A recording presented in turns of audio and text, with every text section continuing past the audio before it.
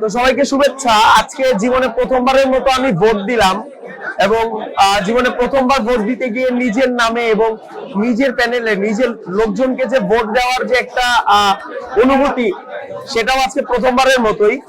এবং আমি যেটা লক্ষ্য করলাম যে এখানে আমি আইন বিভাগের যে ভোট কেন্দ্র, সেখানে আমি প্রচুর ঠান্ডা শান্তশিষ্ট একটা পরিবেশ সেখানে আমি লক্ষ্য করেছি। এবং ক্যাম্পাসেও নানান জায়গায় ভোটারদের যেরকম অবস্থান এবং যেরকম পরিবেশ, সেটাতে মনে হচ্ছে আমাদের যে একটি সুষ্ঠু নির্বাচন হতে যাচ্ছে, যদি ভোটের গণনাগুলো যদি সঠিক পদ্ধতিতে হয়।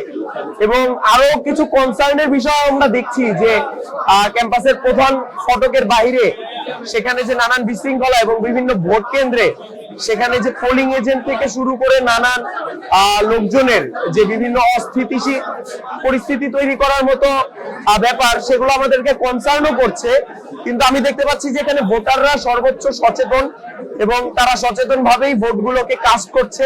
তো সেই জায়গা থেকে আমরা ব্যাপক আশাবাদী যে প্রশাসন যদি শেষ সময় পর্যন্ত এই পরিস্থিতি ধরে রাখতে পারে, তাহলে আমরা একটি সুষ্ঠু নির্বাচন পেতে পারি।